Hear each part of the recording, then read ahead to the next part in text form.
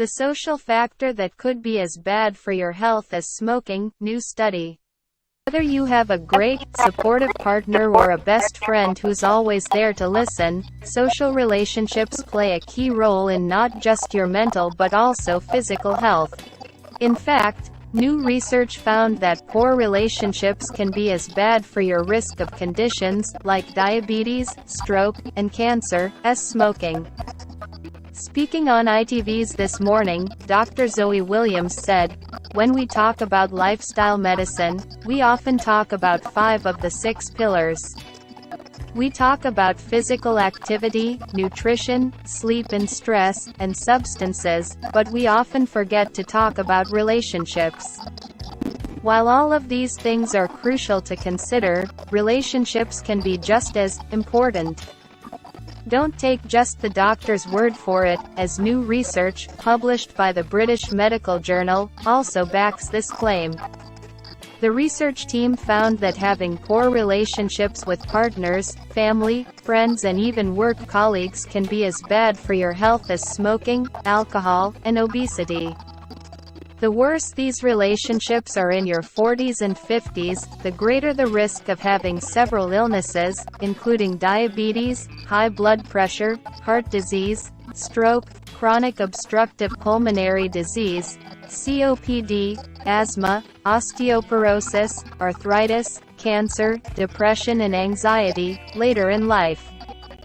Dr. Zoe said, "What they found is that those who have satisfying relationships are at a lower risk of actually getting these types of diseases." Looking at data from almost 8,000 women in Australia, who were aged 45 to 50 and free from these conditions when the study began, the researchers collected data about satisfaction levels in social relationships with partners, family members, friends and work colleagues. Tracking this data for over a period of 2 decades, the team then looked at who went on to develop the serious health problems.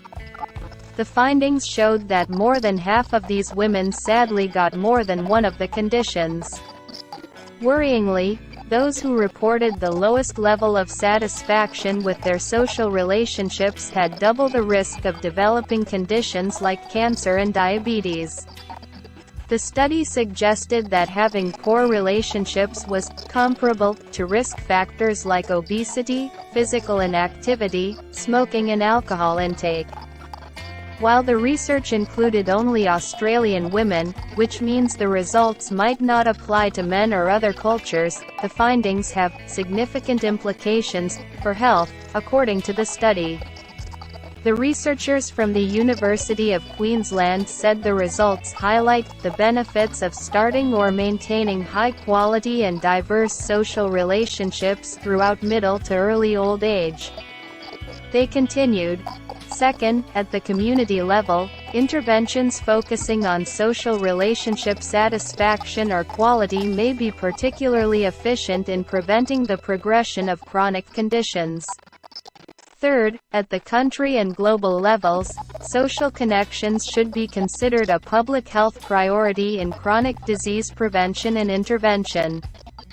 Furthermore, a certain type of a relationship didn't score higher than another, meaning you could reap the benefits no matter if you form a partnership or a friendship. The study results suggested that all social bonds are important when it comes to later life health. However, the researchers also shared that a key limitation of their findings comes down to the chronic conditions being self-reported, plus the study cohort only included women. Given that previous studies have suggested that the effects of social relationships on health-related outcomes are different for men and women, further large population-based studies are warranted to investigate the role of social relationships in the accumulation of multimorbidities, the team added.